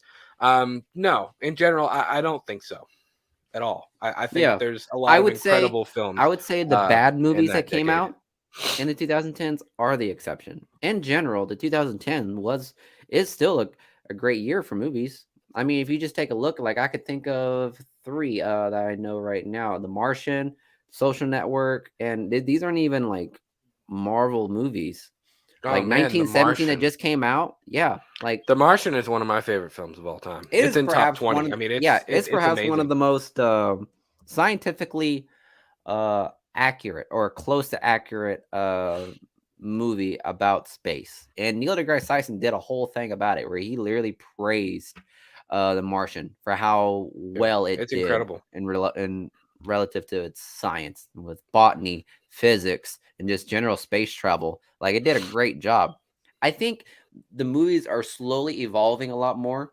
Yeah, we're getting our cash grab Marvel. We're getting our theme park movies like Godzilla and the MCU and DC. We're getting those theme parks. But in regards to like directors coming out and making a story that they want to tell, not just like the cash grabs, they're doing pretty good still. Right. If you were to convince like Andrew Mackie agrees, well, he made a vid on it. Yeah. It's still one of the most accurate movies that depicts all the types of mathematical equations and scientific theories that goes on in space. Yeah. definitely a great movie. Interstellar. Look at Interstellar. Look at Inceptions, the Dark Knight trilogy. I mean, yeah, man. I think there.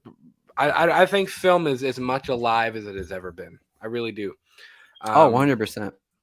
Yes. We're in a pretty big shift in movies, so to speak. I think Brad Pitt said the same thing whenever he had an interview and Once Upon a Time in Hollywood, because Once Upon a Time in Hollywood, they were going through a shift from, your typical cowboy shootout to a more what is now Hollywood-ish kind of vibe. Now we're getting a shift again, where it's like we're getting away from the Hollywood tech giants, and we're going to a more indie streamer kind of thing. You know what I mean?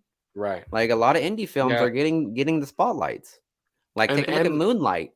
That's true too. Yep. Shined everybody out of its expectations. Yeah, and you bring up a good point. Like they have to bring back originals to make new films good, and I do agree with you to an extent there. I think we're in remake world right now. That's one thing I'll mention. Reboots are fucking we insane. did an episode on that too. I mean, it's like, is Hollywood out of new ideas? And I think the answer is a big no. They're not out of new ideas. But as Art said, every film or every decade has, good and bad films. It's very subjective. I think that I don't know. I think it's just a phase we're in. I think we will eventually get out of the remake phase. But right now, people want nostalgia. They want that. That's why the 80s are the 70s and 80s and 90s are so hot right now.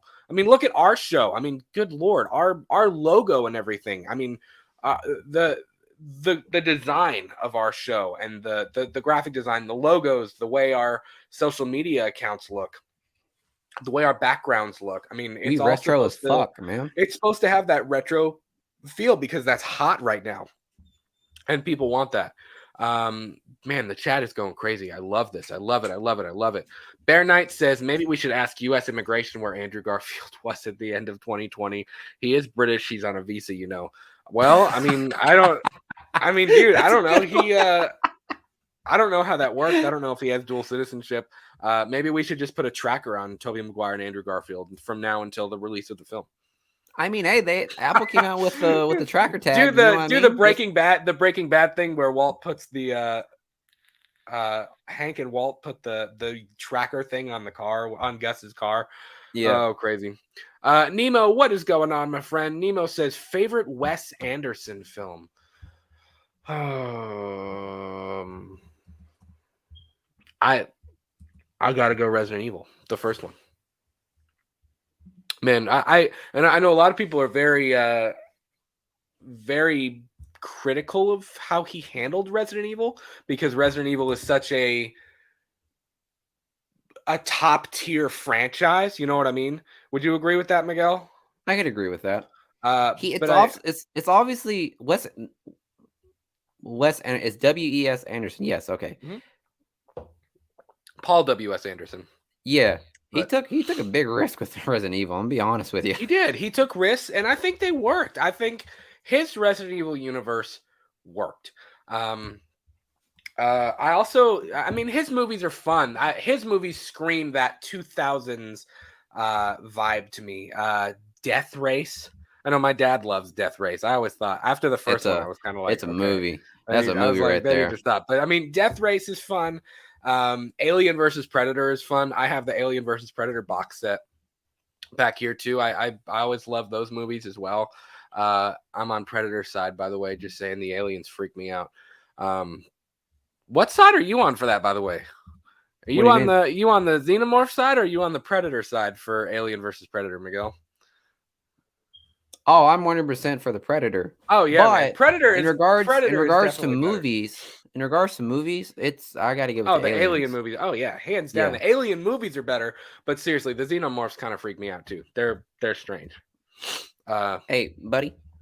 Let me stop you right there. Nemo, are you talking about Paul W.S. Anderson or just Wes Anderson? Because those are different directors, I think. Oh, I'm sorry. I thought I read it as Paul W.S. Anderson. I'm okay. Yeah. I see what you mean. Well, I heard you say Resident Evil, and I was like, Paul W.S. Anderson did that, but Wes Okay. Anderson, he Okay. did the Grand Budapest Hotel, Fantastic Mr. Okay. Fox, and what's coming out now that came out and it's coming out in 2021, The French Dispatch. Okay. And Isle of Dogs too came out as well. Those Yeah. movies right there, I actually like those because it's a Um, different. I don't know if have you seen the Grand Budapest Motel I or just had Hotel? I looked up his I filmography. wanted to confirm. I wanted to correct that for you, Nemo. I know you're probably asking for Yeah, I'm sorry, buddy. I this read one. that I must have I'm putting words in your mouth. I must have read that the wrong way. I thought you meant Paul W.S. Anderson. I don't know. If we're talking Wes Anderson, I know the director. I know about the Grand Budapest Hotel, the Royal Tenenbaums, Isle of Dogs, stuff like that. But I'm not very familiar with his work, so I can't really. Miguel It's might be able to very. answer that better. Is it I obviously satirical to an extent? it's a little satirical, yeah, but just the way he lays out the scene, it's very different from your typical Hollywood. Okay, yeah. Yeah. Okay. I misunderstood. I apologize. We have Yeah. two big Wes Anderson directors, so Yeah. I understand now. But I was gonna say, like, Nemo, do you know the type of style he uses? Because in the Grand Budapest Hotel and Fantastic Mr. Fox, it's very like flat. Like you just see the environment, and it's kind of like a play. You know what I mean? It's Mhm. like shot in like a play format, and I Yeah. think it's really cool. Those scenes right there are pretty cool. It gives it a very audience view. Like you're Mhm. not in the movie, you're just watching Right. the scene take place, and that's pretty Right. cool because I mean, for me, I love musicals and I love plays. There's plenty of things. There's plenty of plays and musicals I could tell you that I love. Hello Dolly, obviously West Side Story, Fences. The actual play Fences is fantastic. If Mhm. you guys don't know, what's his name? He's voices the Lion King. He voices Mufasa. You know what I'm talking about? Do you mean He voices uh Mufasa. what's his James Earl Jones? Yeah, James Earl Jones. Yeah. Yeah, I was like, he was what?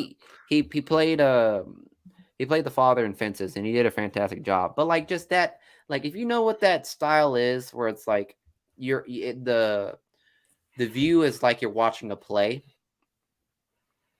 It's so different Yep. that I actually enjoy watching it so much. Yeah, James Earl Jones. There you go. Sorry, I'm lapsing a little bit in I my don't know.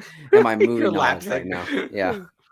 Yeah. But yeah, in regards to Wes Anderson, the Grand Budapest Hotel is probably my favorite out of it. Okay. Yeah, I I need to haven't check seen out the more of his Fantastic films Mr. because Fox in a I'm not while. very familiar. I would recommend you watch them. They're pretty good.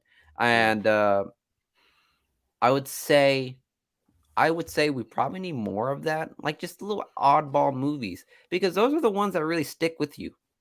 You know what I mean? Yeah. Like the Yeah. ones that like they're not particularly they're not commercially popular.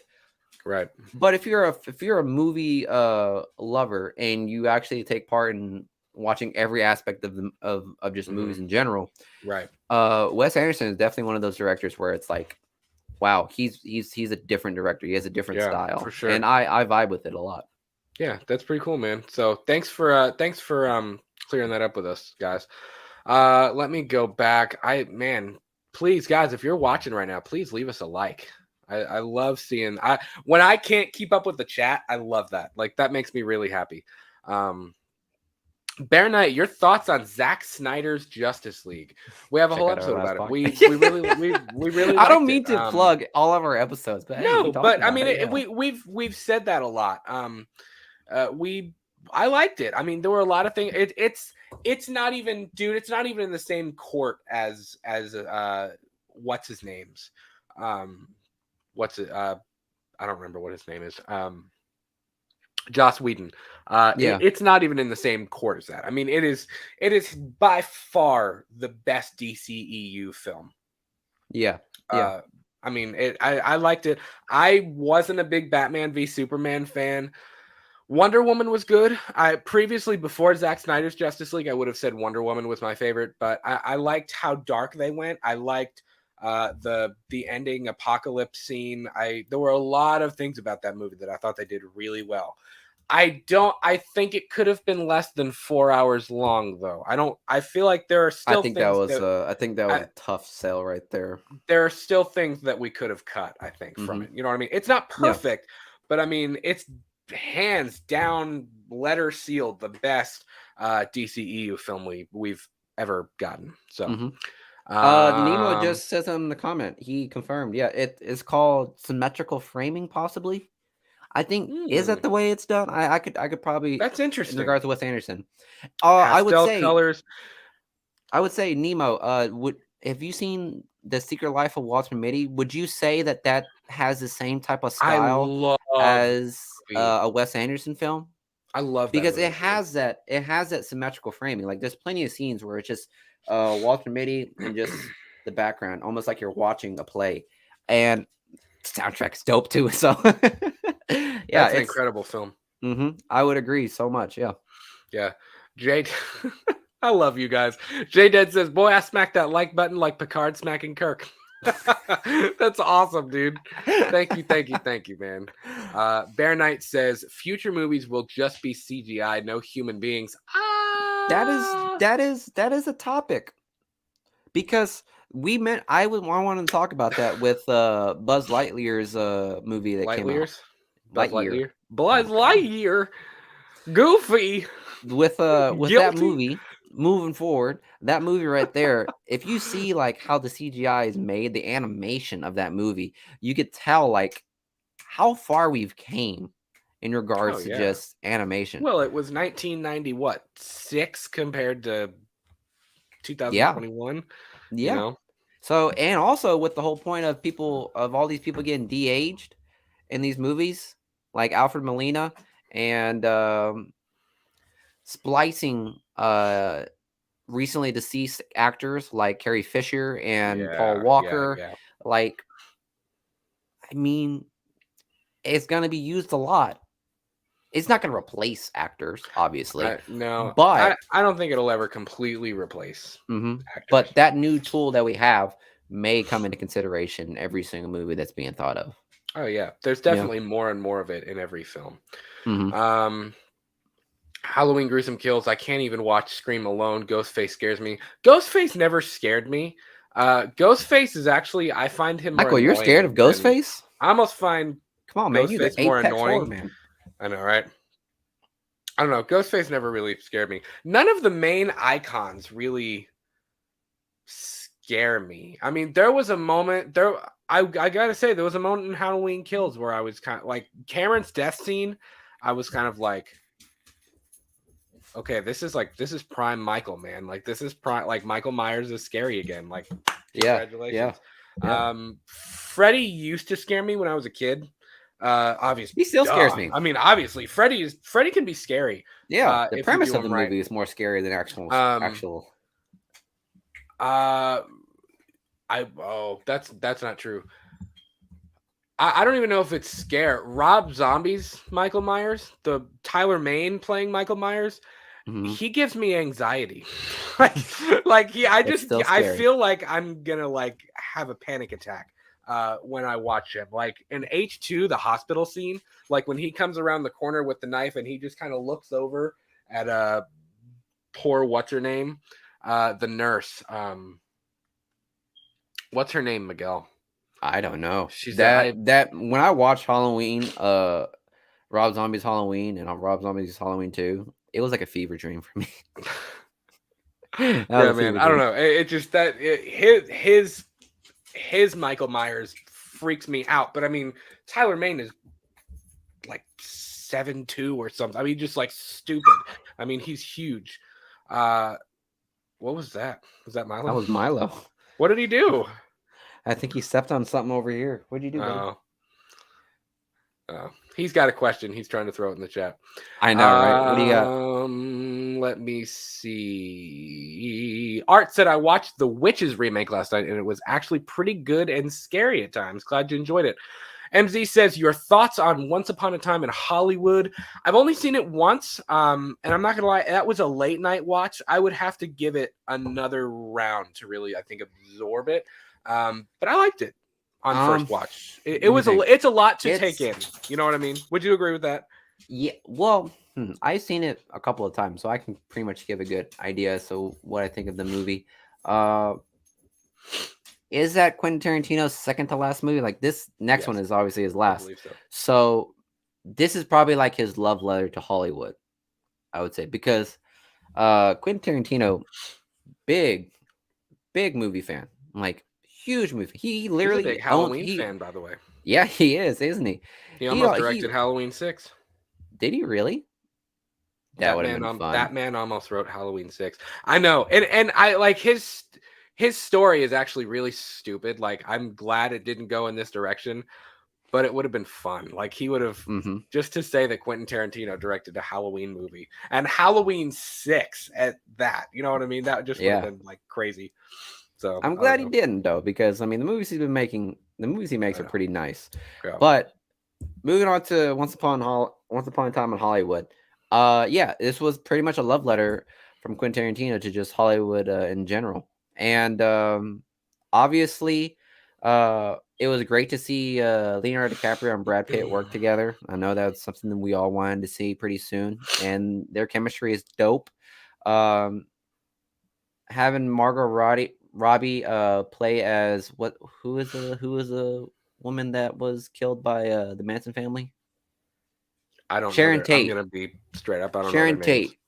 Tate. For Margot Robbie to play Sharon Tate, I mean, she did a spot on job to play as her. I mean, she pretty much acted like Sharon Tate would back then.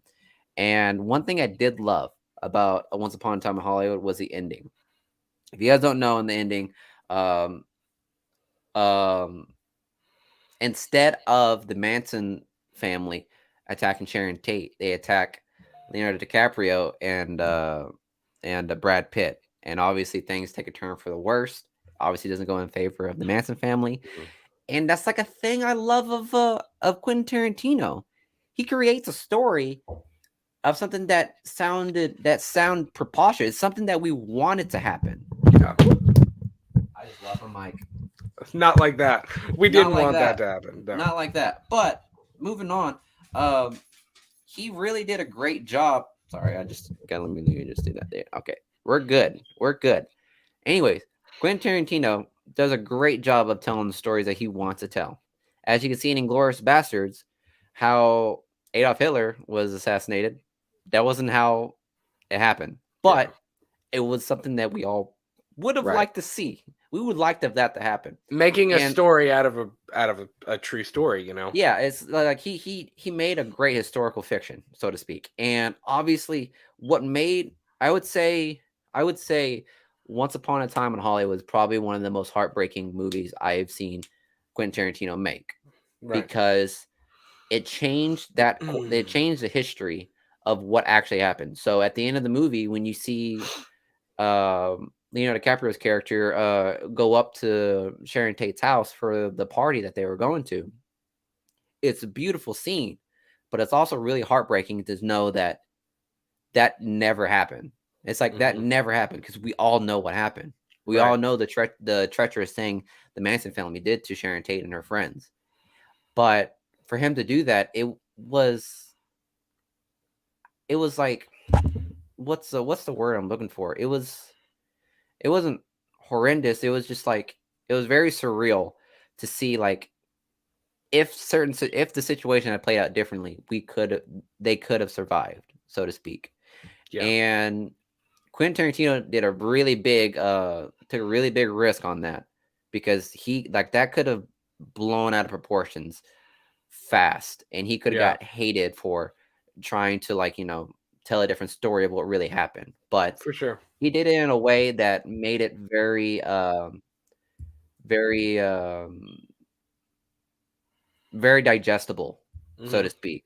I would agree. Because if he would have just been like, "Oh, Sharon Tate's the one that takes down the Manson family," no, that would not have played over well.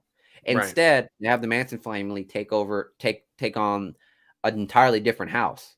Like, they literally said that they're going to Sharon Tate's house, but they said, "Well, let's see what the Leonardo DiCaprio's doing."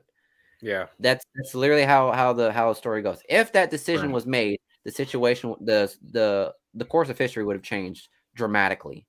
Right. But obviously it didn't. So, but to keep the point going is Quentin Tarantino, that was literally a love letter to Hollywood. And I think it's probably one of his more, I would say it's probably one of his more beautiful movies I've seen. Obviously, it's one of his most well-received movies. I didn't know that.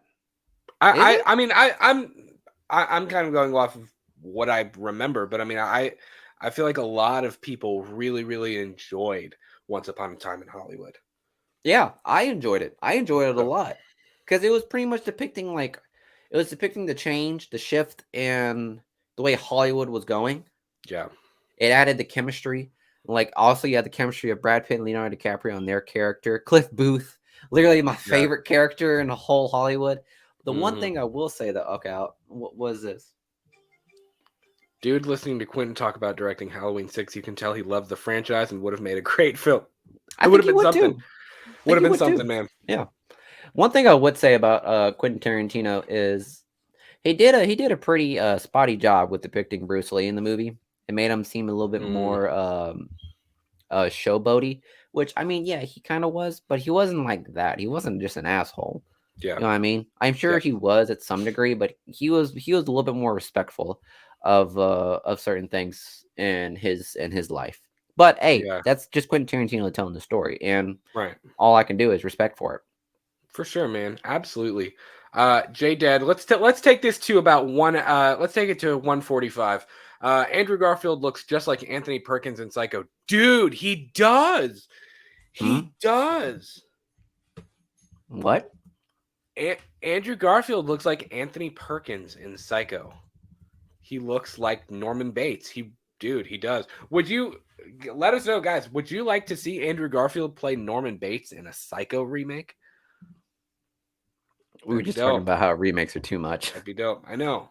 We just were. But I don't know. They might remake Psycho one day. I mean, one of these days, I don't know. Psycho would be a hard one to remake, just because, you know, I mean, it's Psycho. You know, like, that was definitely a movie of its time. Yeah, you know what I mean? It's literally like I heard a story. I heard Ricky Gervais make a joke about sequels. He said there's reports of a sequel to Sophie's Choice. And Ricky Gervais was like, "What is she gonna do? It's gonna be like, well, I guess it's gotta be that one then, right? Like what else? Like where else can you go with these stories? Like honest to God." So I mean, yeah, I think keep Psycho. Don't touch Psycho. Yeah. Don't touch it. They've already done it once, and it was awful. Yeah. It was awful. Yeah, the only good sequel, remake. The only good remake I've seen so far is, not remake, but like sequel to like one of these older horror movies was The Shining. Yes. With Dr. Sleep. Obviously. Dr. Sleep is incredible. It's incredible. You know who played Norman Bates in the remake of Psycho from 1998? Who? Vince Vaughn. Yeah. Okay. And I like Vince Vaughn, but that was not that. I don't know. That movie was garbage. J-Dad says Wes Anderson, Paul Anderson, Arn Anderson. They're all the same. Pamela Anderson. Oh, good Lord, man. That's funny. That is funny. J-Dead says slashers never scared me. However, movies like The Exorcist, The Omen, Antrim, and Blair Witch freak me out. I think Blair Witch is stupid. I think Blair Witch is an incredibly overrated movie. It never did it for me. Granted, I haven't seen it in probably 6 years. But it's one of those. It's I'm pretty sure it's one of the first found footage films. You know it is, I mean? And look, I totally get it. I wasn't old enough. I wasn't a part of that. I wasn't old enough at the time to see that when it came out. But I mean, you got to think when the Blair Witch Project came out, they marketed that film like it was real. Like they found this footage out in the woods somewhere, and there was a website that made it look like it was real. And the internet was new. You didn't have social media. There weren't people saying like, this is fake. This is just a movie. So people thought websites that was real.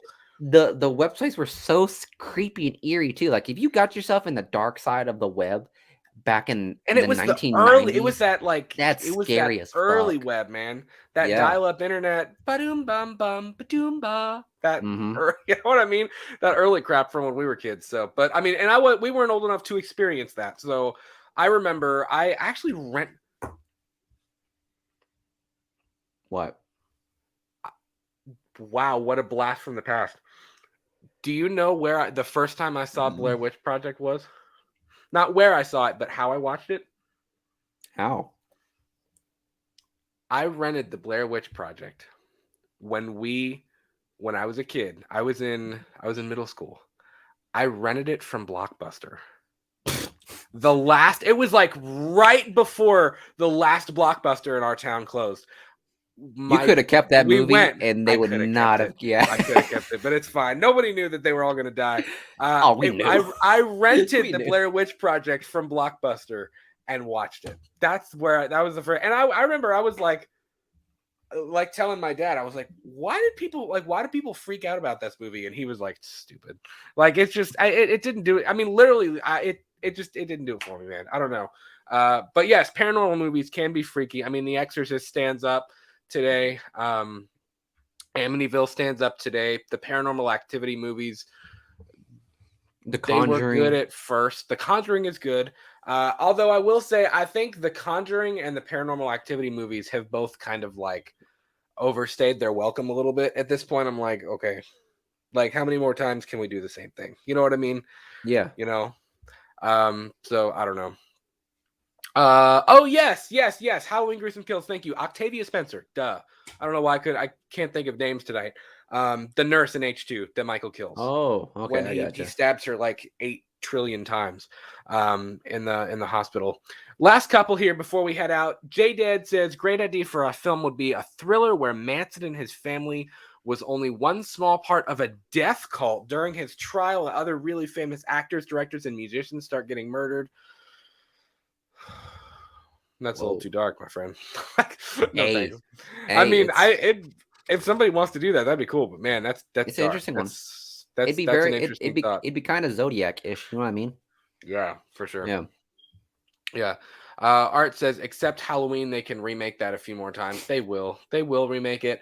I hope somebody comes along and really does something true to the original. I don't want to see anything crazy. I don't want to see his backstory explained. No Cult of Thorn, no white trash. I'll come over there and I don't even want to say that live on the show. I mean, just like none of that crap. I just want a good, solid remake of John Carpenter's film. And again, I've said this before, and I plan on fleshing this out. I promise you. I'm making you a promise here on this episode. I want to flesh out my idea for a Halloween remake, and I want to have an episode on that. And I want to talk you guys through that because I really do. I have some ideas that, I mean, it'll never get made. That's not what I mean. But just to use this to kind of share that with you guys, because I think if you took the route of making the primary focus of the film Michael and Loomis, and Loomis is the main character, not Laurie. Loomis is the character. You're seeing a lot of this from Loomis's perspective. He wants to help Michael, but he knows that he's purely and simply evil. He wants to save people in Haddonfield, but he feels guilty for the fact feels guilty for the fact that Michael got out and that he's crazy. I feel like that could be seeing Loomis's descent into like, oh my God, this is my fault. You know what I mean? And kind of seeing, Loomis. I mean, there's so many things. Like I really want to do that. I need to get on that and start kind of fleshing that out. And we'll do an episode where I talk you guys through that. Last two here, you guys got to watch Antrim, most underrated and genuinely creepy movie in the past decade. Antrim, man, I have added like 6 movies to the list of stuff that we got to watch. So yeah, and like I said, I just looked it up, and it's like a satanic cult. Oh, and I'm just saying, don't vibe that. I don't really vibe with that. I can handle that. I can do flashes all day, but man, that might be where we draw the line. But I mean, guys, hopefully we'll get to check out some more of these indie horror films and horror films that aren't typical on more episodes of Purely and Simply Evil. We ended up going way longer than I thought we were going to go. We are almost at 2 hours, but the chat really started kicking there at the end. So guys, that is going to do it for us for episode number 47 of Let's Talk Movies. We want to thank you guys so much for hanging out with us tonight. We actually had to kick somebody out of the chat earlier for being stupid, but what are you going to do? I mean, you're going to get trolls. You're going to get that stuff. So, but you guys are awesome. Thank you for hanging out with us. You guys are the very, very best. Remember, Dune, our Dune review is going to happen on Thursday evening at 8:00 p.m. Eastern Standard Time. And we will do that live with you guys. There will be spoilers. But new episodes of our shows come out every single Monday and Friday at 8 p.m. Eastern Standard Time. And we please follow us on Twitter, Instagram, and TikTok at We Talk the Movies. And we'll talk to you guys soon, man. Please show up for our Dune review. So, by the way, Miguel's actually gonna meet up this weekend, and we're gonna get more Purely and Simply Evil stuff rolling. I know people have been asking about that. People want to see more of us talking about these old horror films, and we're gonna get there. So, guys, take it easy. Have a great rest of your week, and we'll talk to you soon. See ya. See ya.